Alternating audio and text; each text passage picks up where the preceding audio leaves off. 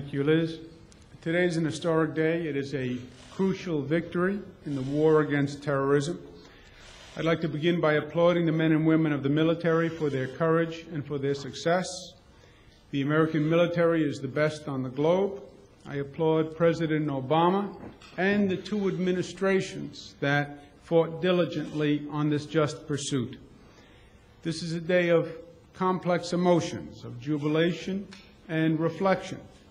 In one sense, joy, because a major threat is gone, a murderer is stopped, and justice is done. Reflection, because for all those who lived through the nightmare of 9/11, horrific images are refreshed.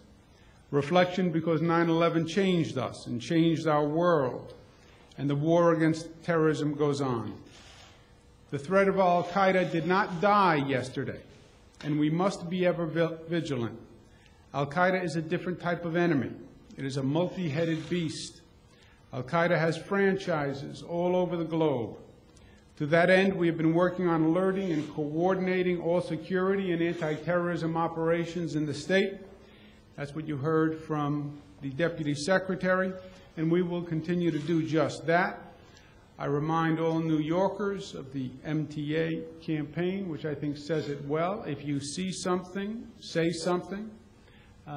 More today, more than in recent past. Our sincere hope is that bin Laden's demise, with bin Laden's demise, a long period of pain can end and a period of peace can begin.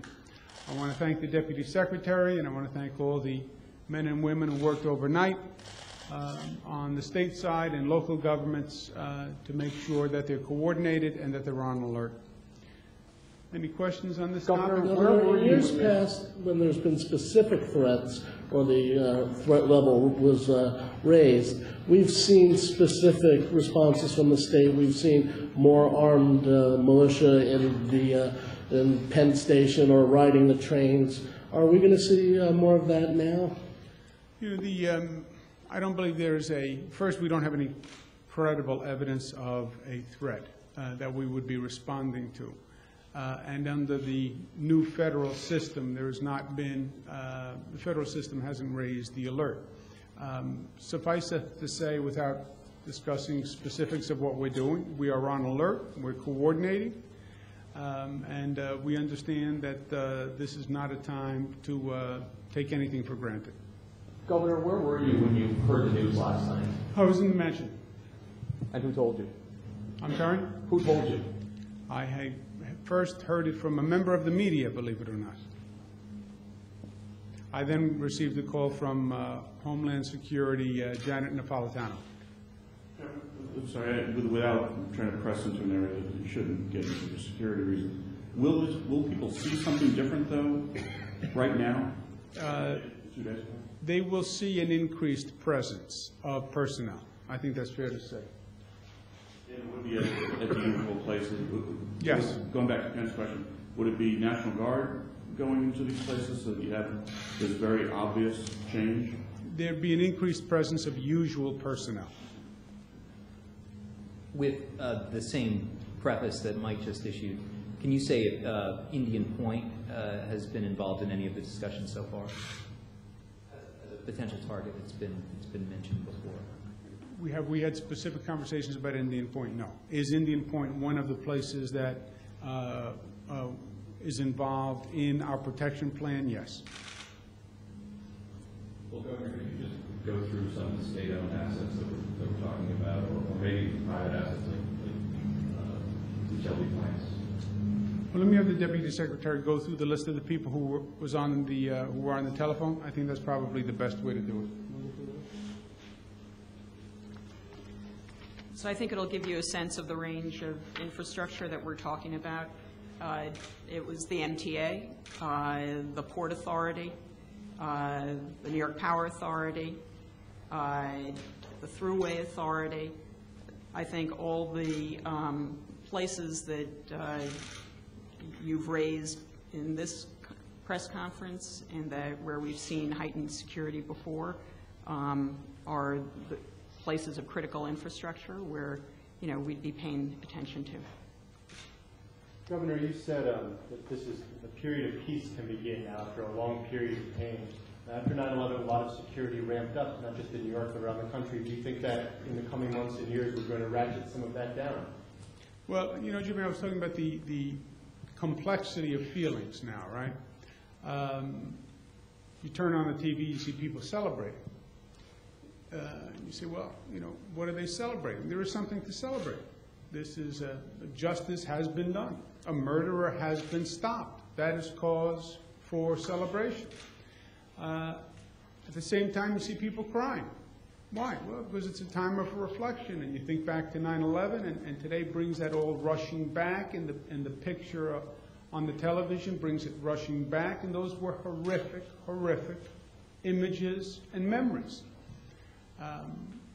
Also a period of reflection, because in some ways 9/11 changed us and changed the world forever. Forever meaning within our lifetime. Al-Qaeda is a different type of threat. It is not a country. It is not an isolated place where you can go, you can have an engagement, the engagement is over, and this is I use the expression, a multi-headed beast. Al-Qaeda has independent franchises around the country, around the globe.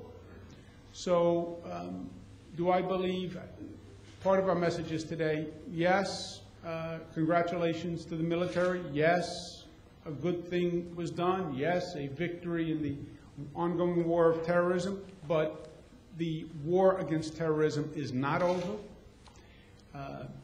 There is a theory that says there could be possible retaliation, and we have to be ever vigilant. So I think it's both at the same time. Can you shed some light on the discussion with Janet Napolitano? Did she just tell you what happened, or did she give you any warnings or heads ups? We had a conversation that she wanted to brief me on the matter before we heard about it on the news media, and give me details that she believed were relevant. Captain, just to understand the measured response here, the moment you heard it, as a New Yorker, as a father, what word, what image came to your mind?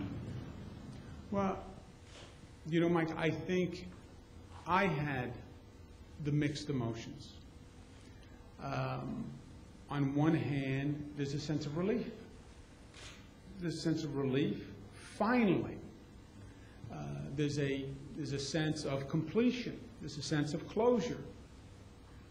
For so long, this has been going on, and you couldn't really put it behind you without closing this chapter. So I think that's one thing I felt. On the other hand, it's why there's an ambivalence. On the other hand, it brings you back to 9/11. It brings you back to the faces, and it brings you back to the places. And that comes right back up with an awareness as if it was yesterday, and that's painful. And the sober reflection for me, Michael, is this is not going to end. Well, it's over now. Bin Laden is dead. No. No, something changed that day. And this war against terrorism is a different type of war. And we'll be fighting this war every day that I'm governor. We'll be fighting this war against terrorism. I hope, but I suspect it's not the case. I would hope that we could end it in this generation. But, you know, our children may be fighting this war. So, all of the above. Would you have ordered that action? I'm sorry? Would you have ordered that action? Yes. Governor, I congratulate the President, and I congratulate the two administrations that have been working on this just pursuit for many, many years. Has the city or the Port Authority or any of those agencies made any specific requests of the state for assistance, any particular things that they're asking? No, not at this time. Elizabeth spoke with Commissioner Kelly. We're coordinating with New York City, with the other regions. No specific requests. Governor, is there any specific steps you'll be taking, visiting facilities or calling people, families, groups, things like that now as a result of what we talked about the deal? You know, in terms of facilities, Joe, we'll see how the security preparations go, and we'll see what we hear. In terms of talking to people who were involved, I'll be doing that throughout the course of the day. So, Governor, are there any specific actions involving either the National Guard or the state police in terms of redeploying people or bringing people, canceling vacations, or anything like that? No. Okay, I'll see you later this afternoon. Thank you very much.